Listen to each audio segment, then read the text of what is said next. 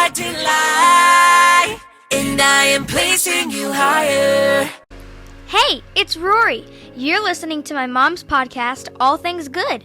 Grab a coffee as she dives into real conversation with friends in Jesus. It may look all bad right now, but Romans 8:28 says he works it together for your good. Cheers!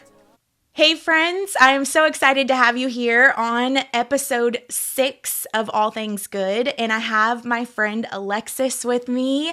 I'm so excited here in my old hometown in Arkansas. You guys, we moved back in July, kicking and screaming. I said I would never come back to Arkansas.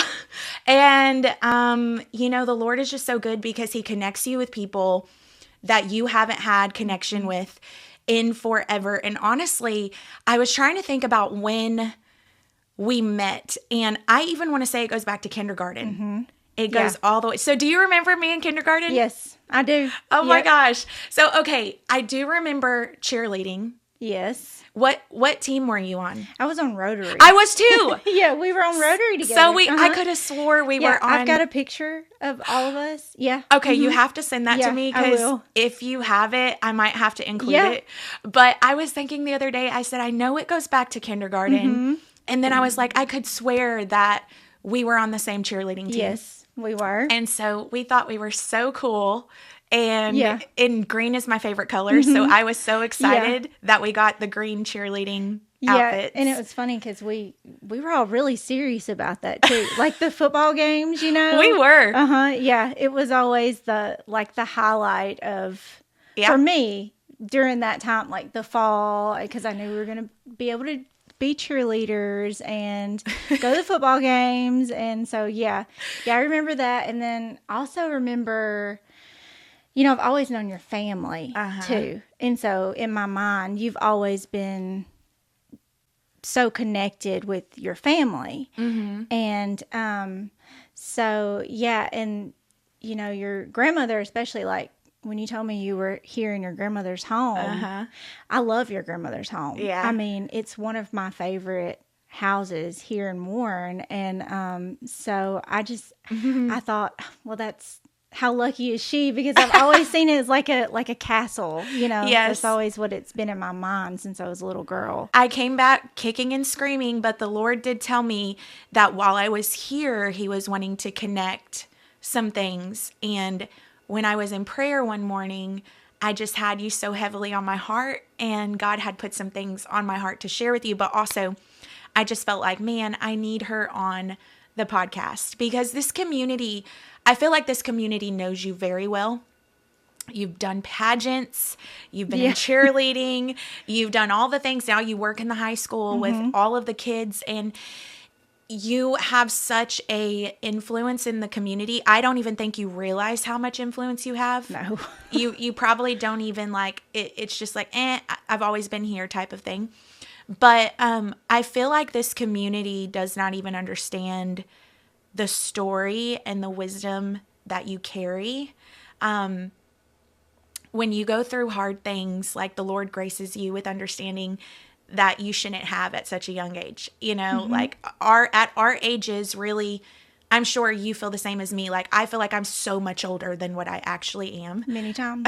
Yeah. And so I feel like, you know what? We need to revisit your story. And so many people have read your story, and we'll talk about that, and seen your story unfold. But I feel like people need to revisit where you've been, because there are people now that are walking through things that need it in this season.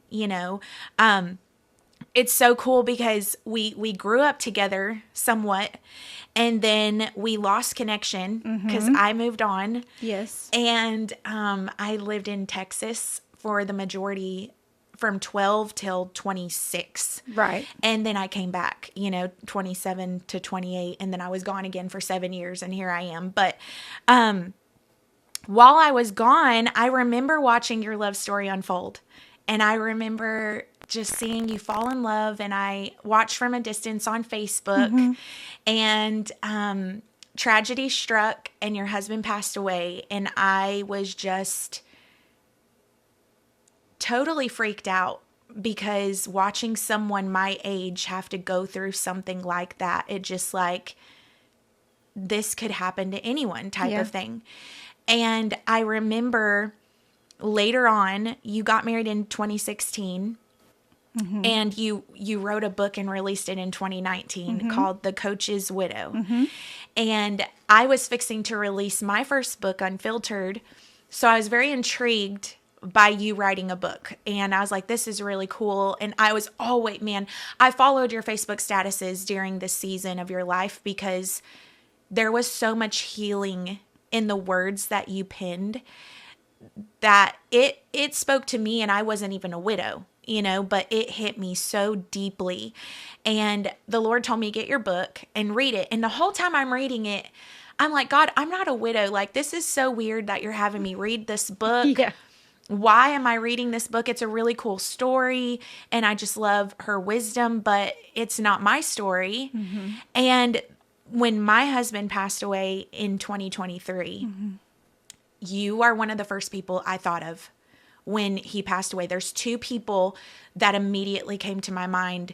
And it's so weird how that happens, but I'm literally laying on my husband's dead body in the hospital, and two women are in my head in that moment. It was you, and it was my friend Kelly Scott. Kelly Scott became a widow at 33, and I watched that happen like several years before Brandon passed away, and I thought, I don't know how she's doing this. And you're the other one that I was like, okay, God, you two really gave me hope that I could get through it, and it made sense in that moment, like how good God is to prepare us ahead of time by having us do something simple like read someone's story that you don't feel like is even relevant to you right now. And I kind of want to talk about your story. I kind of want to let you kind of unfold some of who you and your late husband were and what you're comfortable with sharing. And we'll just kind of dissect from there and kind of just talk. Okay. Well, yeah. So, and it's, if I get emotional, you'll have to forgive me. It's okay. I'm probably going to cry too. Because I'm fully prepared to have like raccoon eyes before it's all over with. But yeah, so Jory and I, we actually, so we met when we were in college at UAM in Monticello. And crazy thing is, when we were in college together, we were just friends. We went to school together. We had the same group of friends. We didn't hang out with each other all the time, but we were often in the same places. And it wasn't until after I graduated and I was working at UAM as a recruiter in admissions. And he was still, I believe he was a senior, and I always imagine it like he just sauntered into my office that day and sat down and just started talking to me, and I was thinking, what is Jory doing in here? Like, why is he just randomly, I wasn't connecting the dots in my head at that time that there was something other than, he was just passing time and was coming in the admissions office of all places. And anyway, he asked me it was Valentine's Day, or it was about to be Valentine's Day.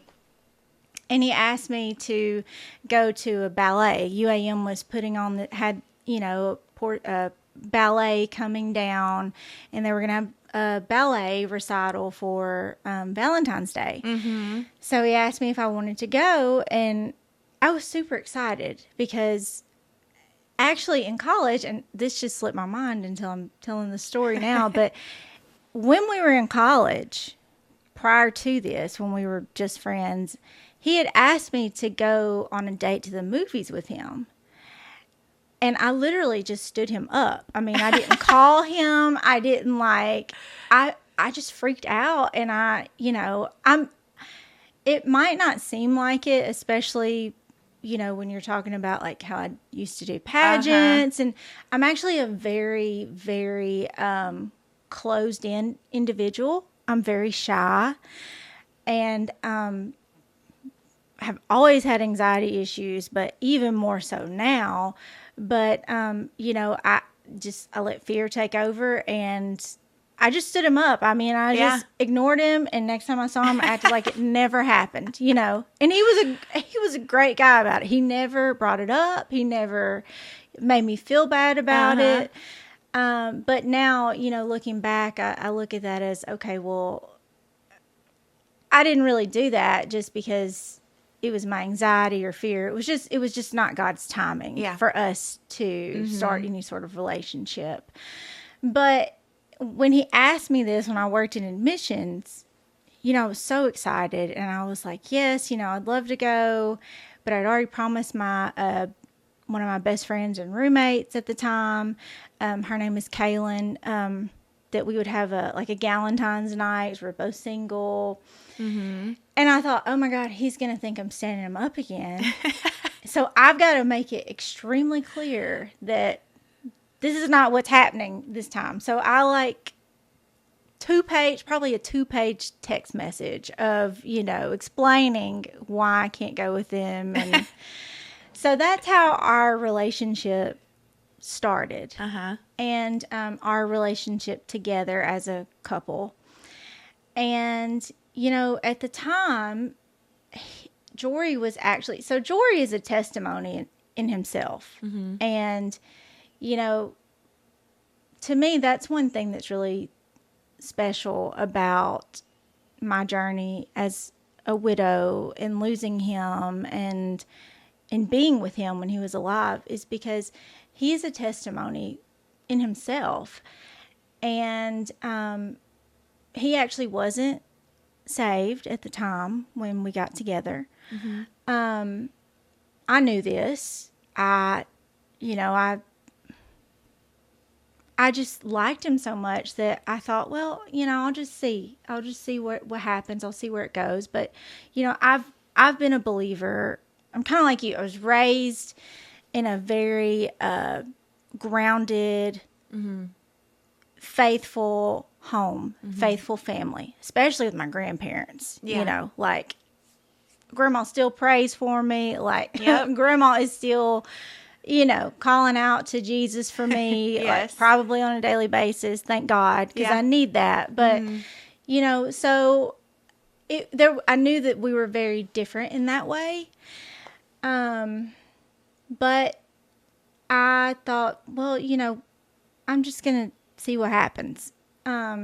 So the longer we were together, the more I fell in love with him. And I decided, I just started praying. I was like, okay, Lord, well, I really want him to know you. I want him to understand who you are and to see you in the way that I see you. And I think that one night in particular that really stands out, and I think about often, he was over at my apartment at the time. My roommate had already gone to bed, and Jory, we were watching a movie. And I don't know why, but we started talking about the Lord. And, I was just sharing with him about who he is as a father, and what that means, and what a father's love truly is.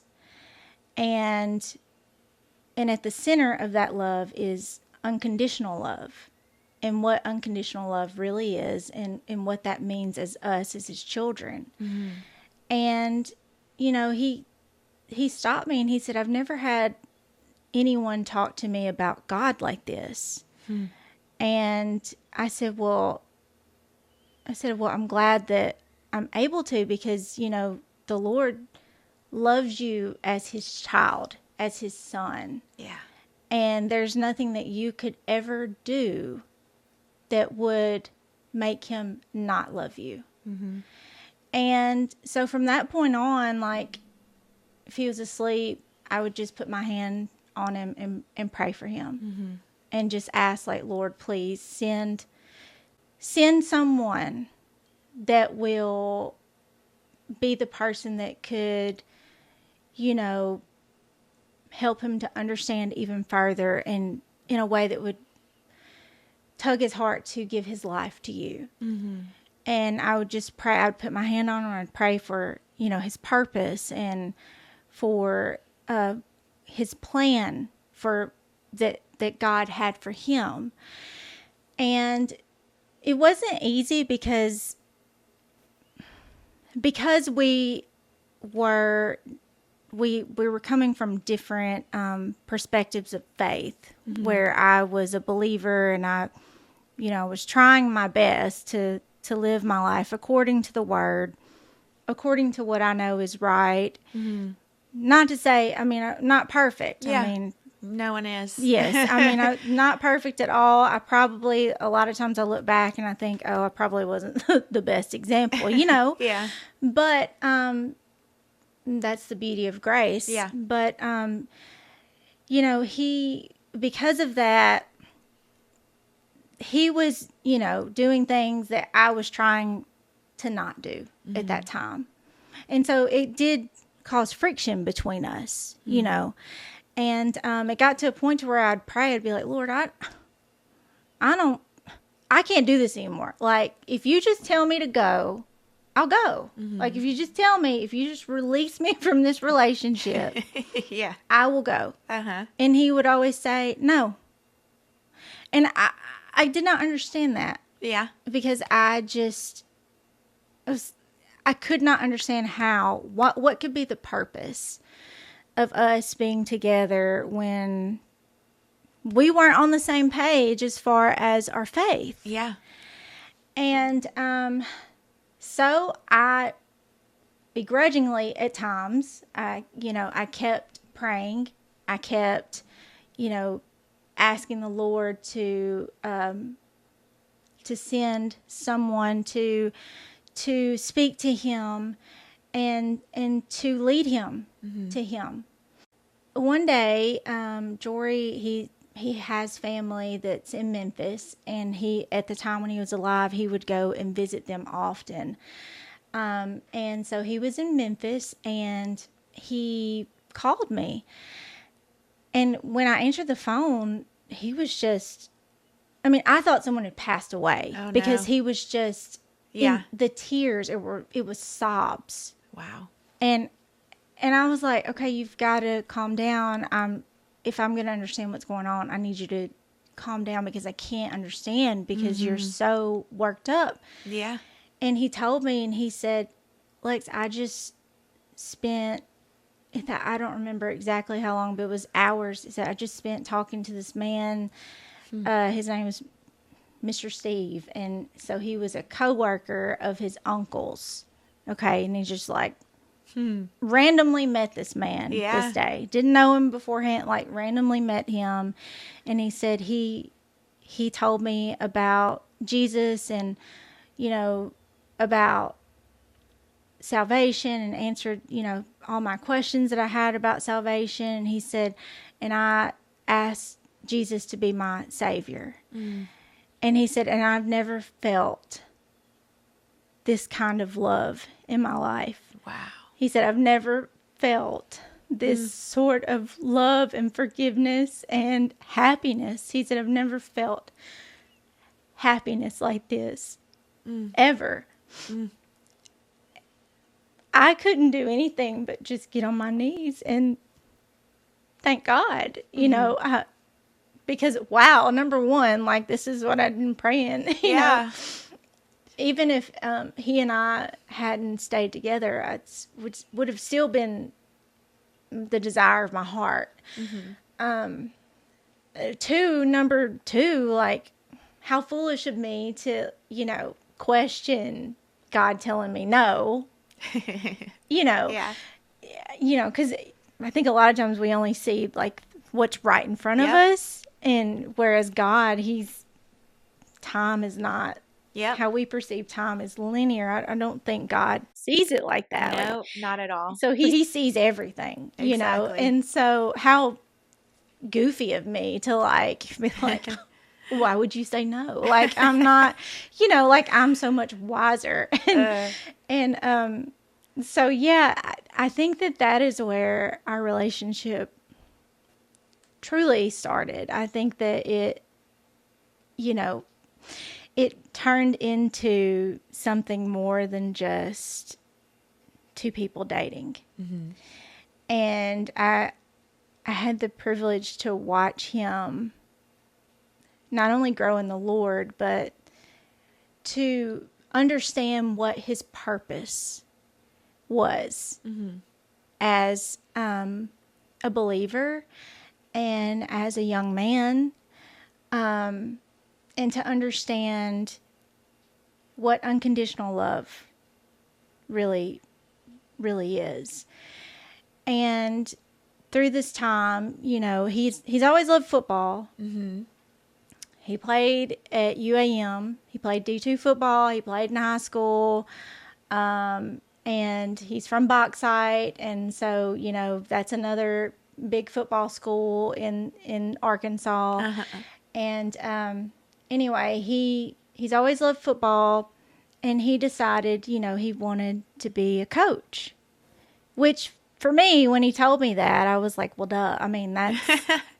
perfectly that is 100%, because even just with people in general, he was a coach. Yeah.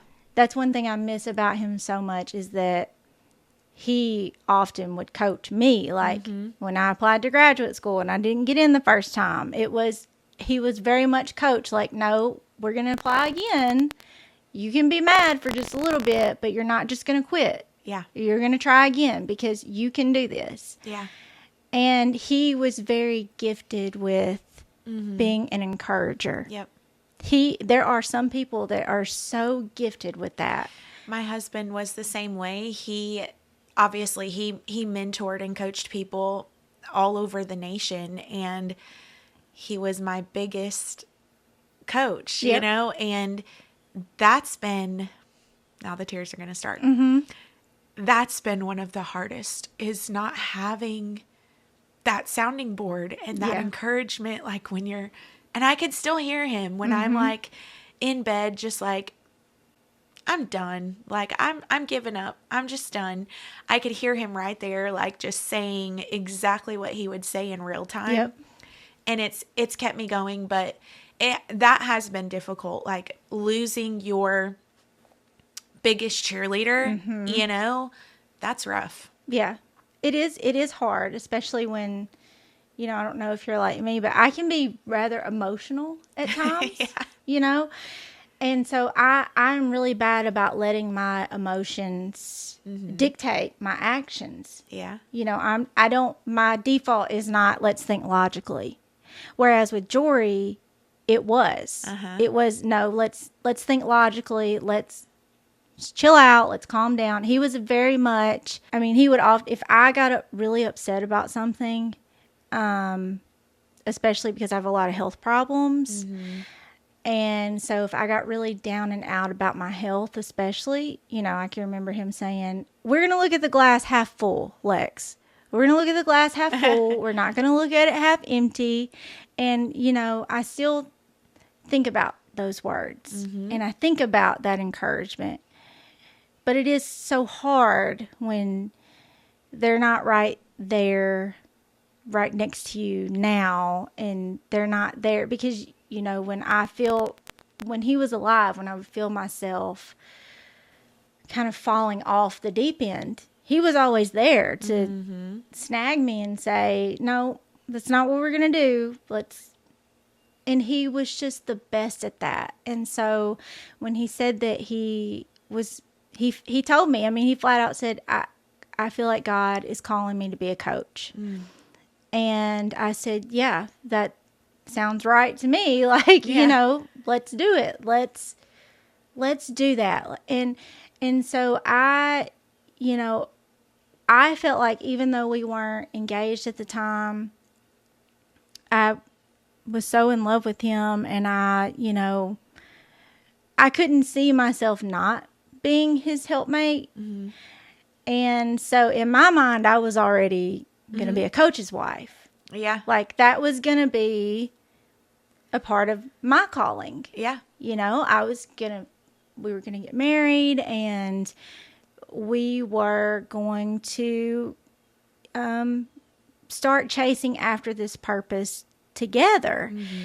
And I felt very honored to do that, because I love to watch him pour into his kids. And he would often tell me, I don't see this as like, yes, he loved football, and yes, he was highly competitive, but he would often tell me, this is a ministry for me. This is how, because he wanted to be in places where there were kids who maybe they came from home lives that were more difficult, where they didn't have as much, where there was a gap there, and where they needed that encouragement, but at the same time they also needed to see Christ's love. Yeah. And so for Jory, football was that avenue to do that. Yeah. It wasn't about the winning, it wasn't about the sport, it was at the center of it for him. While those things were important, at the center of it for him was to be that example of love that he felt that day, the love of a father when he gave his life to Jesus. Yeah. And so I was so excited about that. I felt super honored to be a part of that. And I felt like that was my place. I really did. I mean, I finally felt like, okay, this is my place. Yeah. And so whenever, he asked me to marry him in December of 2015. So we got engaged. We were huge. I'm still a huge Star Wars fan. Yeah. But he was a huge Star Wars fan too. And so at the time, that was in 2015. So the first sequel had just released, and so we went to see that. I was so sick. I think I had the flu or something. I don't know. It was bad. But I was, no, we're going to see Star Wars. I don't care if you have to wheel me in a wheelchair. We're going. I had on a Stormtrooper shirt, looked a hot mess. And after we saw Star Wars, that's when he asked me to marry him. Wow. So, yeah, which was really special for us, because that was like our thing. Was your thing. Yeah, that was our thing. And we're super nerds, and I'm still a nerd. But, yeah, so we got engaged in 2015, and he ended up getting a job in a little community here in Arkansas, Hampton, Arkansas, as a coach there. And the crazy thing, that is a story in itself. The crazy thing about that, Hampton, at the time, I think it had been maybe since the early 90s or the 80s since they had even gone to a playoff game. They weren't a winning team by any means. Historically, a lot of, it would be kind of like the equivalent of, why are you going to Nineveh type deal? What good comes out of Nazareth? So he took the job there, and so I was excited because, Hampton's not very far from Warren at all. I had gotten a job at UAM again, but this time I was teaching English. Okay. And that's something I always wanted to do. I wanted to teach in college. I got my master's in creative writing, and that's awesome. So yeah, everything was in place. Everything was perfect. Yeah. We had our house. It was directly in between Monticello and Hampton, not even 5 miles from my parents' house, which is perfect for me because I very close to my family. Yeah. And everything was as it should have been. And honestly, for the first time in my life, I felt like this is going the way it's supposed to go. And, I was just so thankful, so excited. I felt like the whole world was ahead of us. And it was just it was a start to a very fulfilling, long, purposeful life. Yep. And so So yeah, we ended up getting married in June of 2016. And we were actually as far as football went, Jory was loving being at Hampton. He loved being with the kids. He adored the kids there. I mean, came home every day, that's all he talked about was the kids, talking about his students, talking about the football players. I mean, he was so happy. And he would say, Hampton's going to the state championship this year. And, there were a lot of people that would roll their eyes at him because, I mean, it was Hampton. Hampton's not even been to a playoff game, and I don't know how long. And, and I believe, he even had me believing it, okay, well, maybe they can. Maybe they can pull, a miracle on whatever it is that movie, maybe Miracle on Markham, whenever Arkansas won that year and they called it the Miracle on Markham. Maybe this is it. Maybe he's not just being Jory the encourager, and the kids called him Coach Mac. And so we ended up getting married in June of 2016, and then everything just came to a total, complete screeching halt because in September, 3 months after after we got married, he ended up passing away suddenly.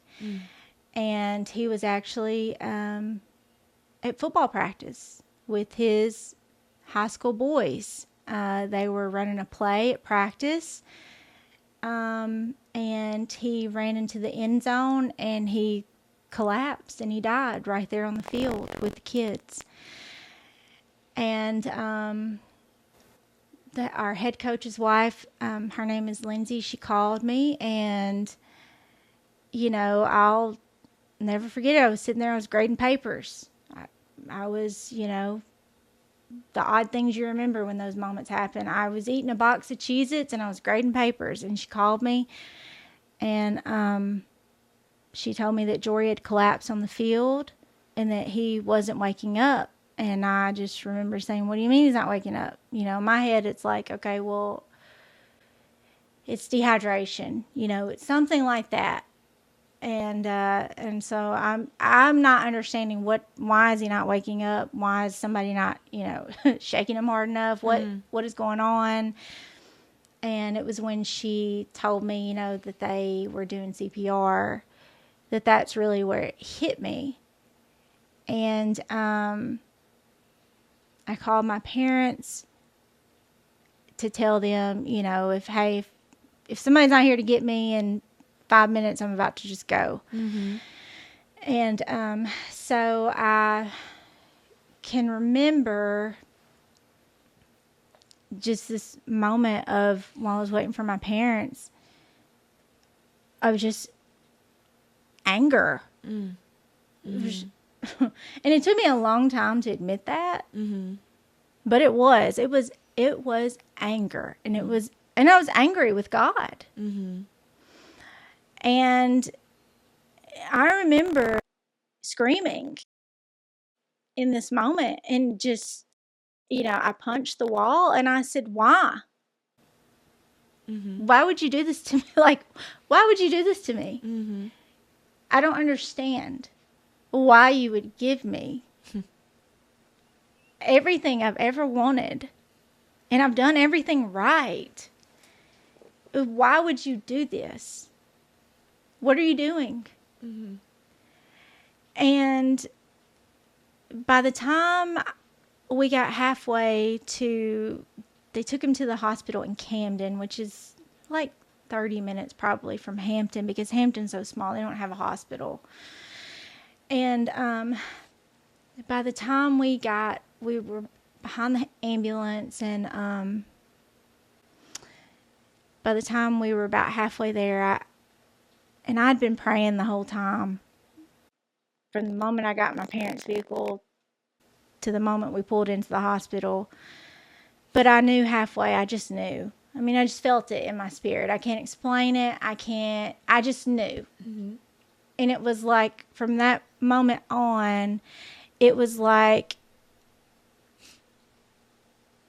it went from, Lord, please spare him from this, spare me from this, to, Lord, help me. Yeah. Because I don't know how I'm going to do this. Like, I need you to help me. I need you. Like, I need a crutch. I need something, because I don't know how I'm going to do this. Mm-hmm. And, he had died. They pronounced him dead at the hospital, but he had actually passed away.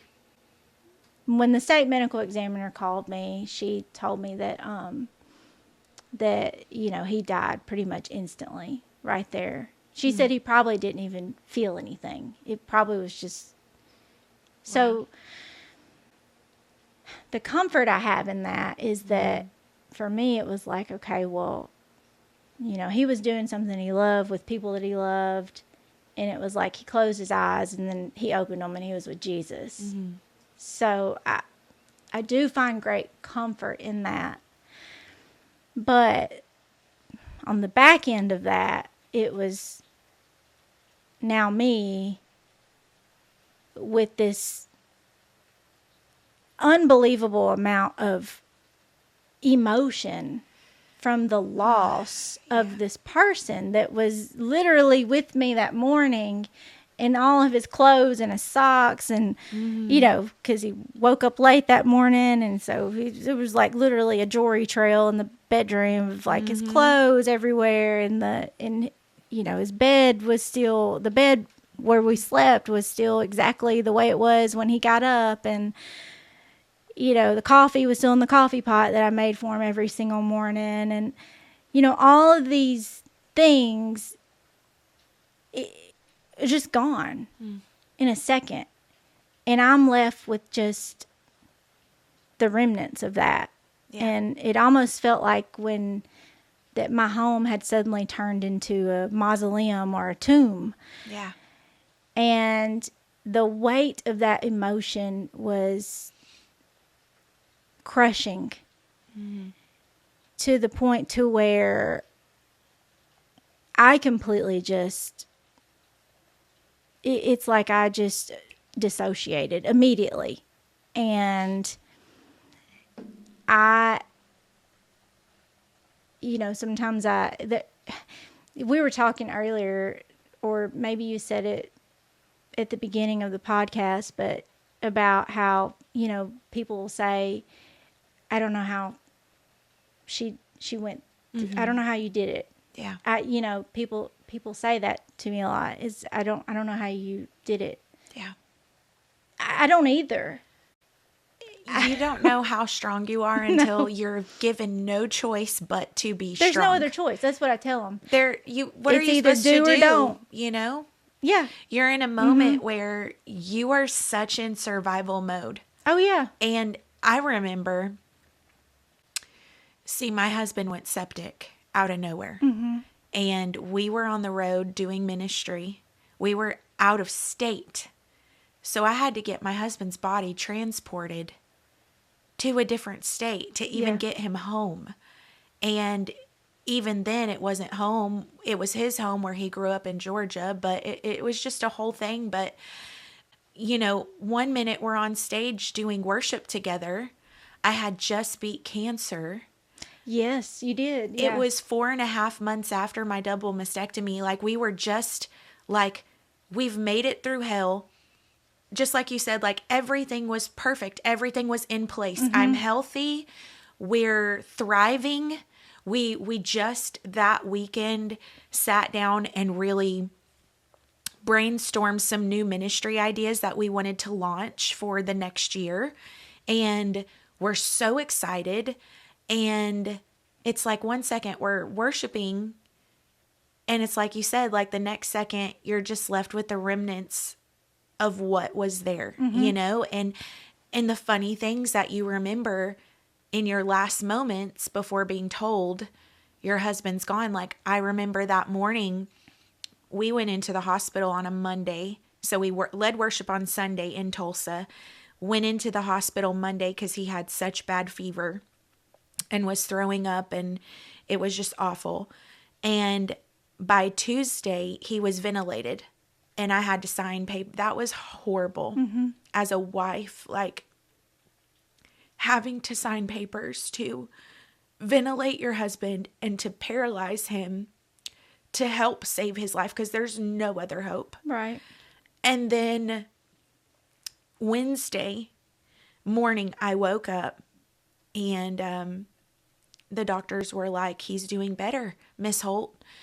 We just got to get his heart rate under control. And he was hooked up to so many bags of medicine. It was just like a movie, like watching it. It's like, this can't be real.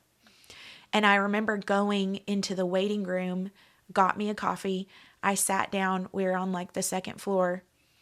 And I took a picture of my coffee sitting on the table and the view of Tulsa. Mm-hmm. And I thought to myself, I'm going to show him this picture when he wakes up, that I was sitting praying for him and what he's made it through, you know, like, and my aunt called me, and I said, it's day 3. I said, it's day 3. Jesus rose from the dead on the 3rd day. So I feel in my gut, it's shifting today. Mm-hmm. And I didn't realize it would be a different shift for him. Right. It would be not so fun for me. And it was not even 30 minutes after I said that on the phone that I was getting a second cup of coffee, and I could hear them screaming code blue, and I dropped my coffee everywhere, and I ran down the hallway, and sure enough, they were running to Brandon. And it was just like in that moment, like you said, just like immediately like anger, mm-hmm. like, God, why did you spare me? Like, why? Like, just let him come back. I'll die. Mm-hmm. You know, I had the disease. I fought. I can be okay with going. Like, just let him come back. He's not done. And I dealt with so much survivor's guilt, you know, like, why unexpectedly did he have to go when everybody knew what I was fighting, right. You know? And the struggle in, God, why would you take everything away? That was my dream when you gave it to me. Right. Yeah. And for me, yes. I had to facilitate, and I'm going to ask you how you facilitated it, but the Lord immediately quickened me when I started asking that question. And he said, when you look at a crime scene, the first thing they look for is fingerprints. Mm-hmm. And he said, when you look at death and you look at the way he died, whose fingerprints are on that? Mm. Is that a God that's good? Or is that a devil that's out to steal, kill, and destroy? Mm. And immediately I said, well, that your word says you promise long life. I know all of our days are numbered, but you promise long life. The enemy comes to kill before your time. Mm-hmm. And the Lord immediately just started dealing with me. You're going to deal with anger, but you're going to have to like shift your anger to the enemy, because he sabotaged the future that was my perfect plan. And there's questions we'll always have. Mm-hmm. But I had to really navigate that. How did you navigate those questions within yourself? Like, was there a process for you? Did you do anything specific to really like start healing? Oh man, I don't think that there was a specific process that I tried to implement, mm-hmm. because I quickly learned if I tried to implement something, mm-hmm. it wasn't going to work because mm-hmm. it was coming from me. Mm-hmm.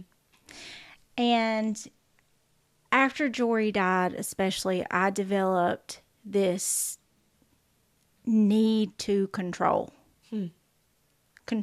everything. Yeah. Okay. Like control, have to drive to the point to where it's, even now I struggle with, if my parents go somewhere, I feel like I need to drive. Yeah. I feel like I have to be everywhere. I have to control everything. And I realize over time that that's just because of Jory's loss. It was so out of my control that now, as a coping mechanism, I've tried to control every single thing. Yep. But that's not how God works. I'm not made to control. I'm not the creator.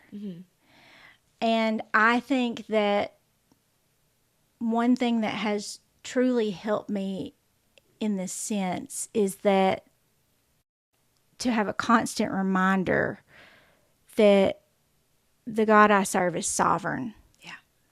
That, again, that where I only see time for me is linear, like I can only see what's ahead. Yep. And I can see maybe like, short term ahead, but I can't see Long term. I can definitely see what's back there.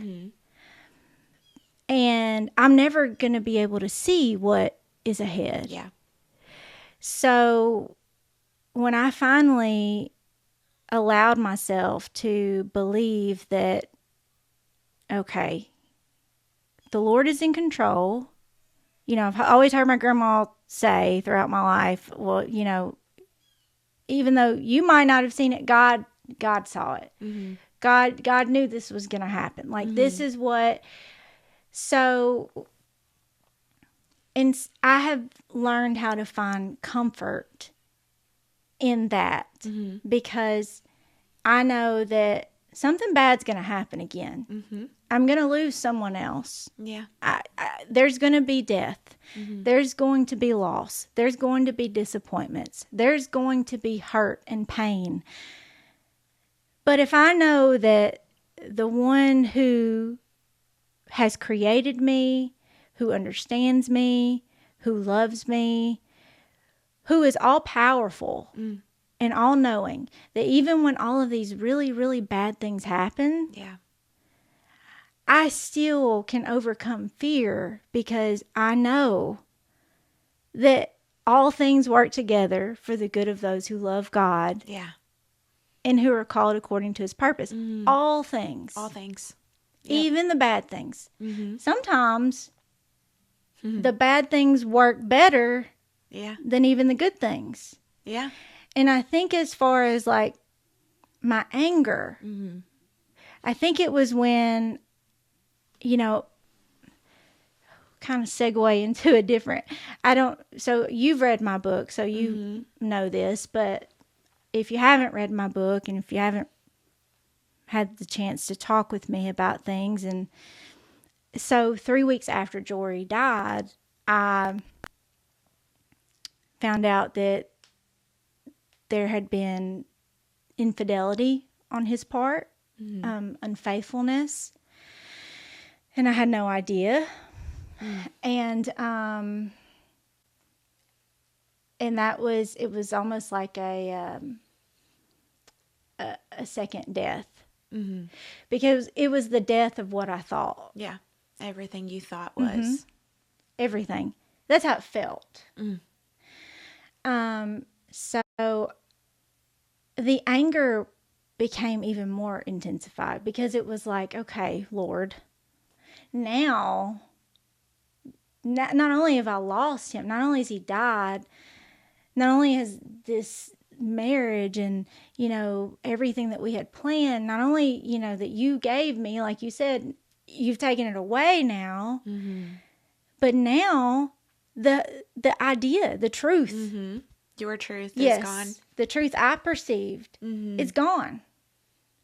So the anger was even more so. And when I tell you, I wanted to just, because at the time, in the community here in Warren and Hampton, the community, and even in South Arkansas, I mean, It was huge. Yeah. I remember watching, like sitting back and watching, and I was like, gosh, the support. Yes. The love, that just everybody just, it just seemed like they were overwhelming the whole situation. It was massive. Yeah. Yeah.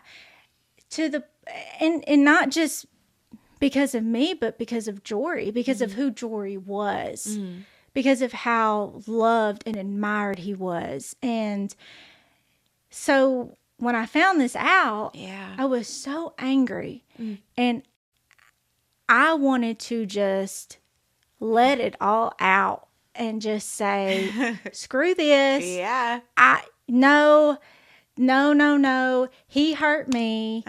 You know, I'm mad at him. I'm mad at Jory. I hate Jory. And literally, it was from I hate Jory to I love Jory to I miss Jory. I feel like that is such grief right there. I dealt with that. Like, yeah.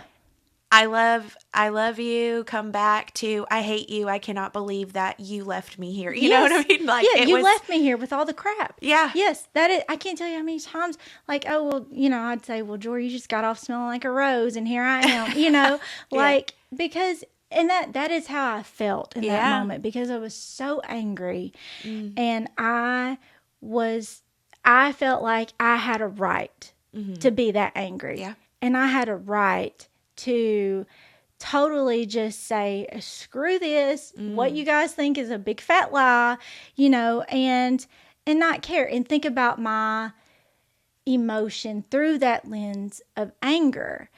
And it was so hard not to do, but one reason I didn't just fly off the handle was because there were so many people that loved Jory, especially during that time when, especially the kids, his students, his football players, they were in so much pain, so much grief themselves, especially those that were with him when he died, that I could not, I was just so afraid of what, you know, if I did say, never mind, guys, screw this, like, I cannot do this.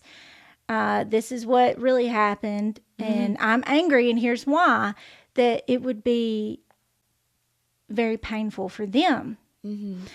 And so part of me felt like I had to play the role of this perfect grieving widow, right? Like, I had to go and I had to dress in my black garb and, you know, with the veil over. I mean, that's how I saw myself in my head was, you know, I've got to be in this state of mourning and be just this perfect little widow, and I can't be angry, and I've got to keep the smile on. I've got to say all the right words.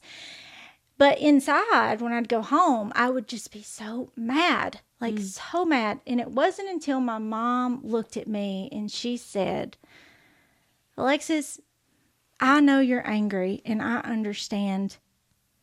She said, I cannot imagine what it's like. Because at the time, she was the only person I told. She said, but try to think about this in terms of eternity, in terms of his purpose. Think about what this might do. Because I had people telling me, you know, pastors telling me, we've had people come to church that haven't been to church in years. We've had people who've accepted Christ because of this. We've had kids who are, you know, coming to us and they're wanting to pray. They're needing to pray. All of these things, all things bad for good. Yep. All of these things. And my mom said, think about if you let your anger take over, what this is going to do to his purpose in terms of eternity. Yeah. And it was when she said that, it's when I said, okay, yes, it hurts. Yes, it sucks. Yes, this is probably going to take a lot of therapy to get through. But I know that God has a purpose that I will never probably be able to understand while I'm alive here on earth, and that he is using this for something that glorifies him in a way that I could never do. And I cannot let the enemy snatch this away. Yeah. Not from me, not from Jory, but from him. Because that was really what was happening beneath the surface. It was the enemy was trying to stop all of these things that God was using, not only me in my imperfection, because I was not a pleasant individual behind closed doors, but even in Jory and his imperfections, you know. And so I think that and that has stuck with me throughout the years, because the anger is still there oftentimes. I still get angry over that. I still hurt over that. I still, you know, I can still ask, like, why? And there's no sense of closure there. There's no, like, where I could at least yell at him. Nothing like that is like a normal, you know. But that is what I remind myself, is that, you know, there's something, God, even when I decided to finally, you know, share that with people and write it, you know, I wrote about it in my book. Even that, I know, okay, God still uses even that, even something that's so painful and so ugly and so, you know, more difficult than I never realized how difficult. Well, also, it felt so unfair. It felt unfair because I felt like I was robbed of a normal grieving process. I often find myself envious, as crazy as this sounds, of other widows, right? Because I see, oh, they have a normal, from the outside looking in, this looks like, you know, their husband died, you know, they love them, they miss them, everything.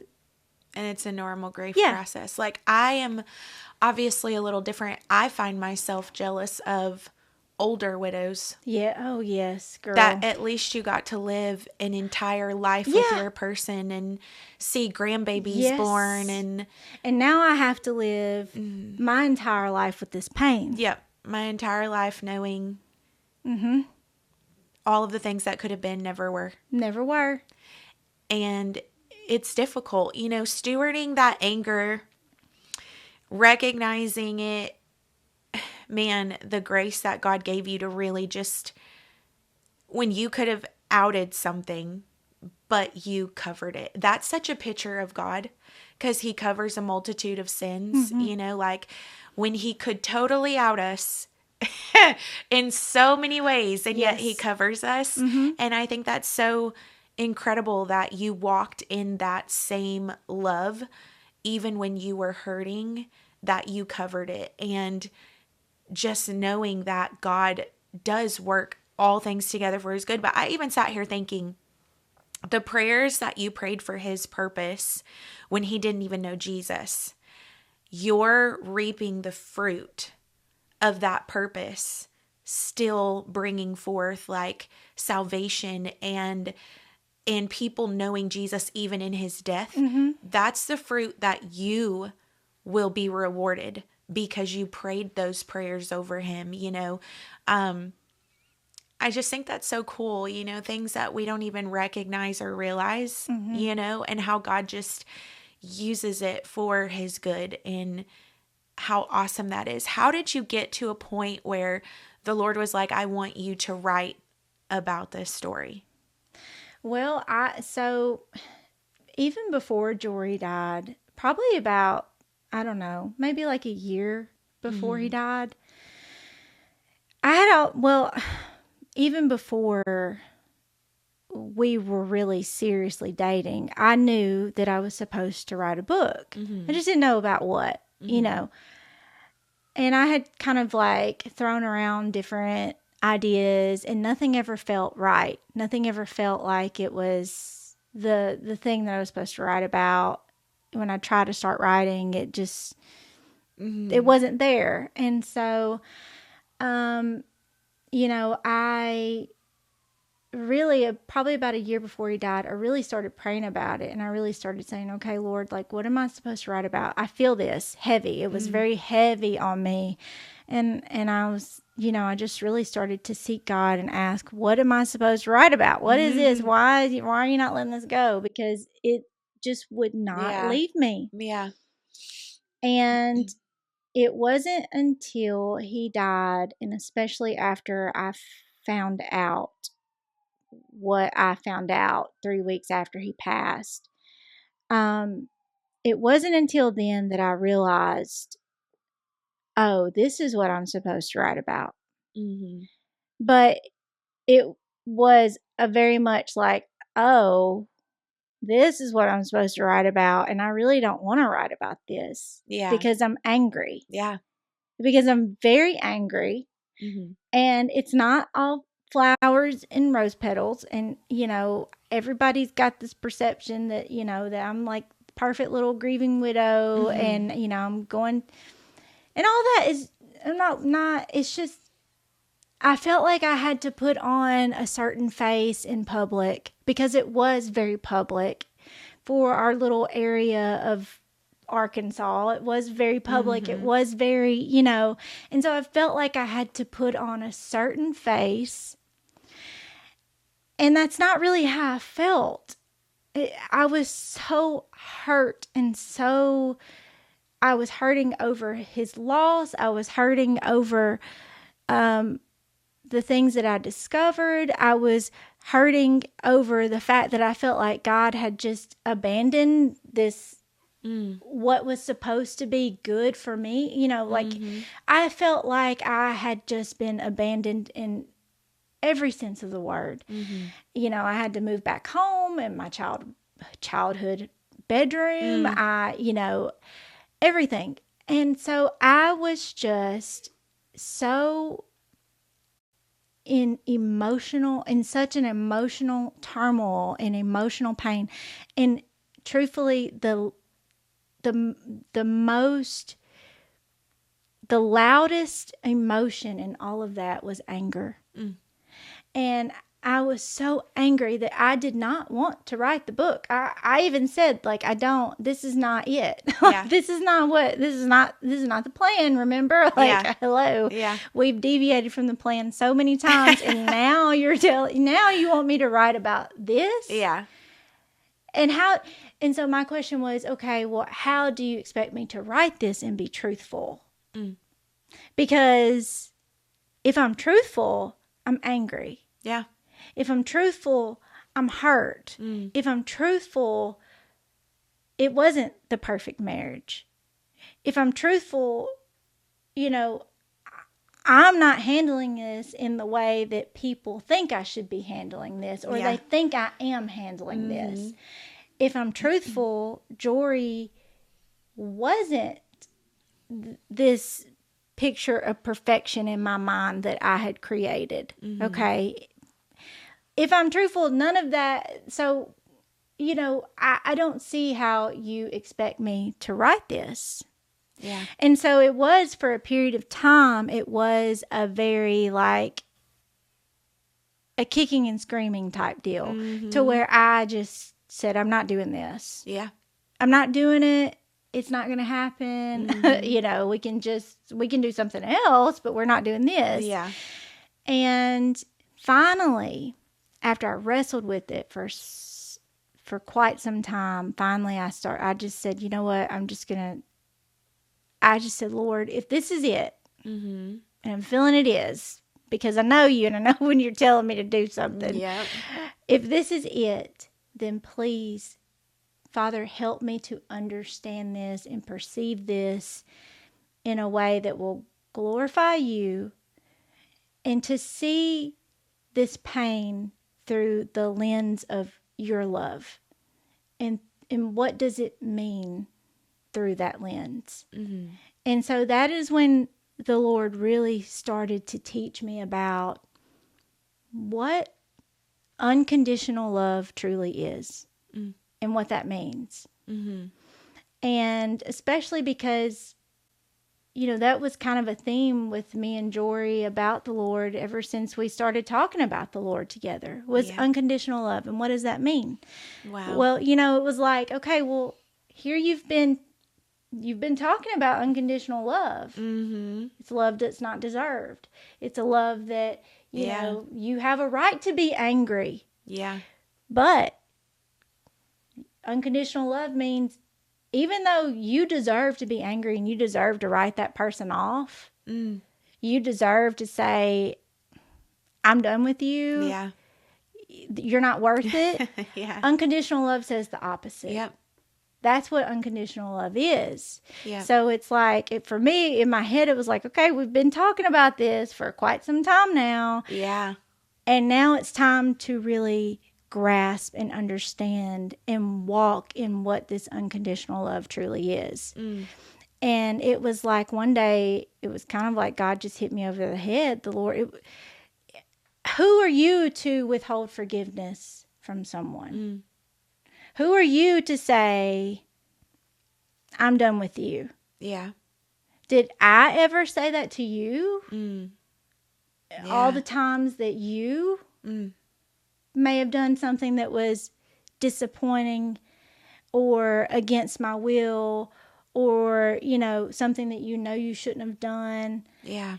And that's when it really hit me, was that, okay, well, if I start to see this horrible pain through this lens, through the way that God has loved me and forgiven me as a father, then that's no longer my truth. That's his truth. Yeah. And that is the focus. Yeah. That is what's right. That is what's real. It's not my truth. No. Ultimately, it's his truth. Yeah. And only then, when I really started to try to walk in this truth, that I was able to extend grace and understand what grace and mercy and unconditional love and forgiveness really is. Yeah. And that is when I understood that the book it's not supposed to be some, part of my biography or even Jory's biography, but it's a story of the Lord's unconditional love and grace and forgiveness, and how we in our lives, how we are capable to extend those things, even in the most difficult, painful situations where someone might not deserve anything, any grace of the sort. Yeah, exactly. And how to do that. Yeah. So it was a process of understanding. Yeah, and when you start looking at the story that you see is all bad, but God is like, okay, we're going to look at this a different way. It looks really bad, but this is the good in it. This is my grace in it. This is my love. I was at the park yesterday, at the county park with my little one, and I was looking at all the leaves, and it hit me, and the Lord's just like dealt with me about this, and it just started rolling in my spirit. God's like, fall time is one of the most beautiful times of year, with the leaves changing colors, and people will travel to specific spaces just to see the fall. And he said, isn't it funny that fall is notified as one of the most beautiful seasons of the year, yet it is the beginning of death for nature. Yeah.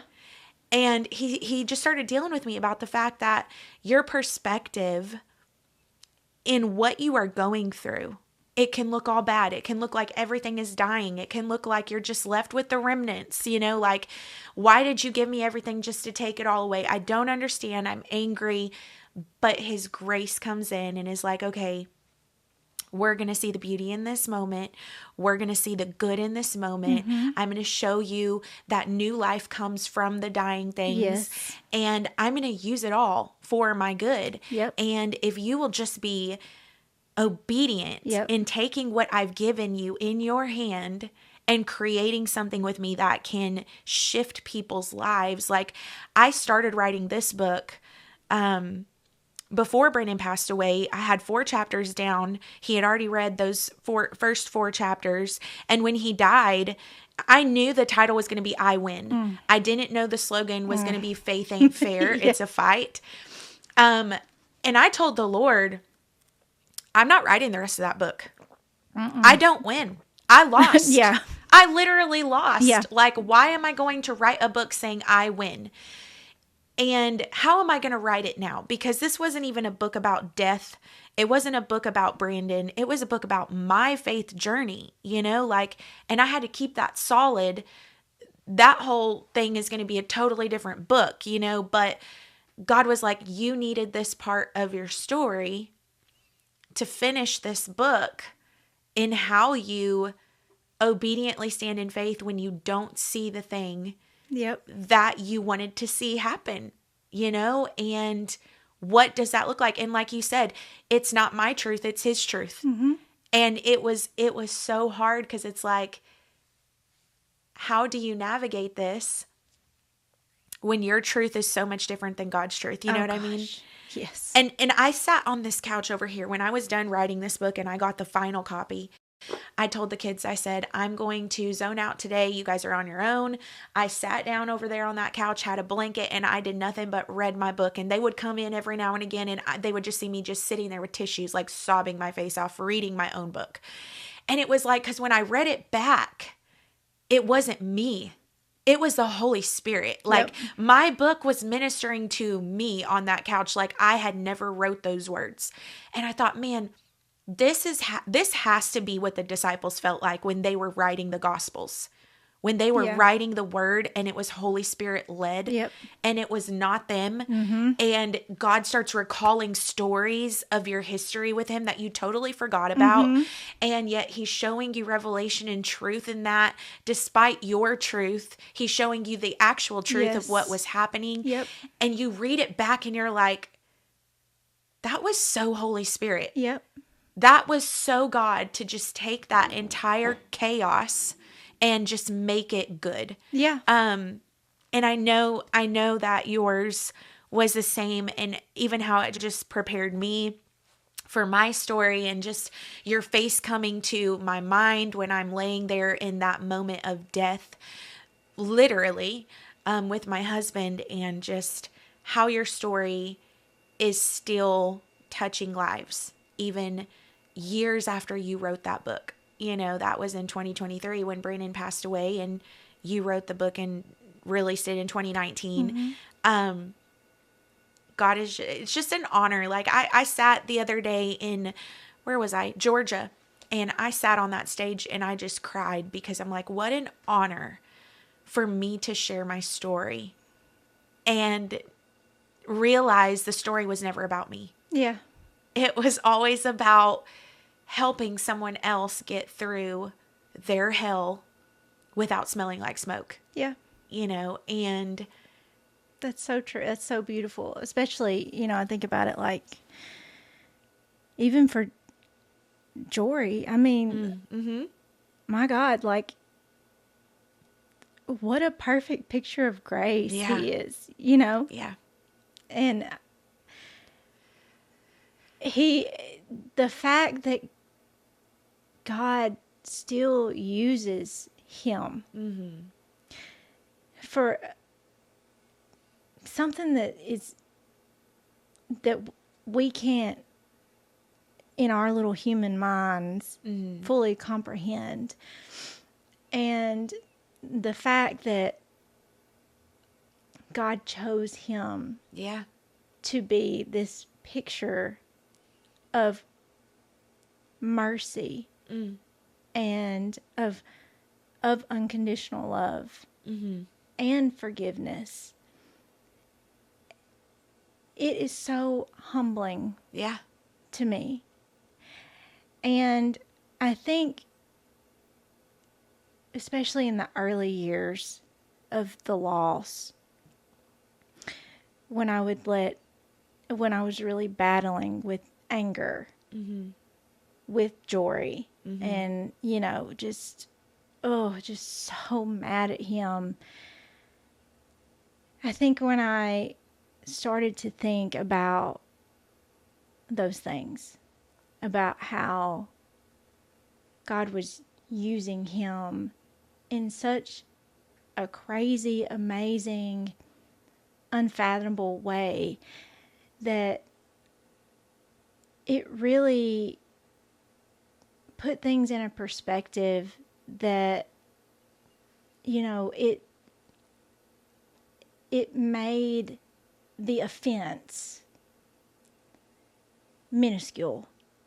It made the pain into something that was almost a necessity to be able, so that the Lord could reach people that were also going through pain. Yeah. Because there are so many people out there that have been betrayed. Yep. Where they've been the betrayer. Yep. And they feel like, I'm not, I can never be good enough again. Yeah. What I did was so awful. Or, to reach people who have lost, experienced loss from death, and it feels hopeless. Like, what's the point? Everyone's going to die. Yep. I'm going to have to go through this pain again. I cannot survive the pain of this loss. Or people who, have made mistakes, or, we're human and we hurt each other. It's not just what I want people to, when they read my book, or when they've read it, it's not necessarily about death. Yes, death is a great part of it. Yeah. Grief and loss, it is. But it's about, what do we do? How do we overcome pain that can often last even after someone dies? Take you totally out. Yep. Yeah. Because even if, someone dies or a situation ends, that pain is still there. And what do we do about it? And I think oftentimes there's even an element of, I think as believers, we are sometimes harder on other believers when they wrong us or when they hurt us. Yeah. Because it's like, well, that you're a believer, you should know better. Yeah. They should know better. Yeah. Why would they do that? They follow the same teaching I do. They know better. Yeah. And I think we are a little less apt to extend grace to others who are also believers.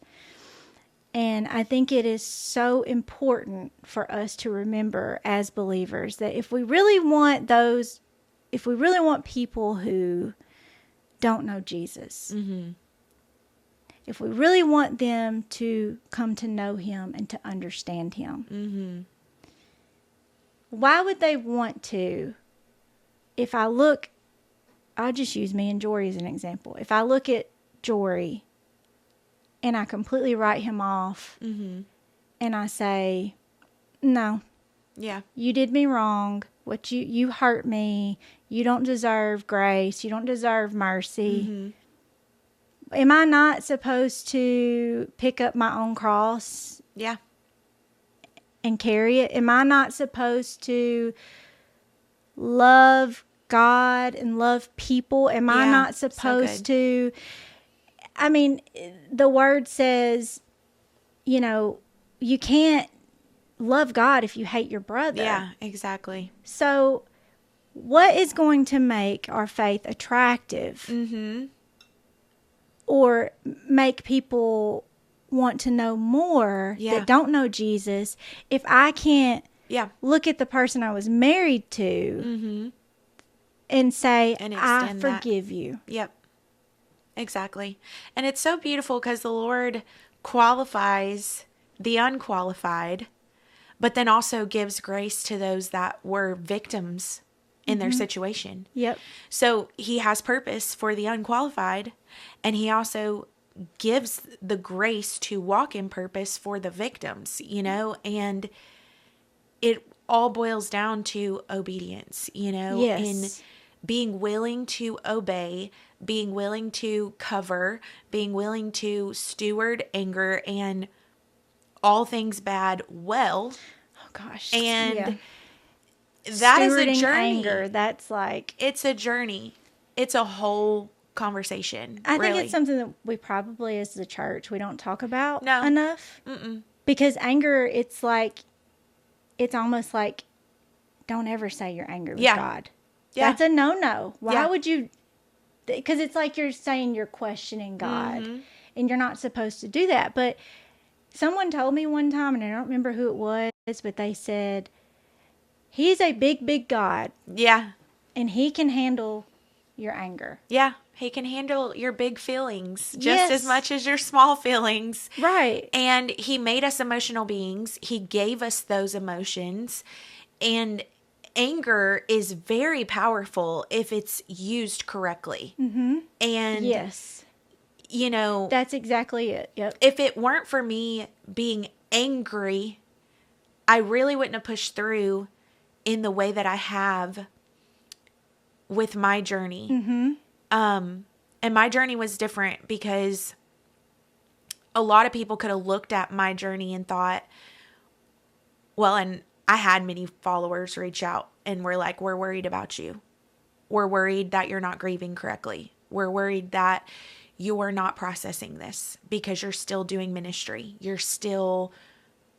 You need to be sitting down for a little bit, blah, blah, blah. But for me, I was so angry at the devil. I was so angry. And I never directed my anger towards God. Maybe in that split second of Brandon dying and me laying there in the bed with him. But God so quickly dealt with that feeling that I immediately shifted it towards the devil. Yes. And for me, I was like, okay, the anger's going to be there. How am I going to facilitate the anger? Right. And you better believe I want souls for the kingdom. If you took his soul from this earth, I want souls multiplied for the kingdom because of the situation. And that's just that. And so I had to learn to facilitate it. It was a journey. There's a whole topic on that, on how I did that.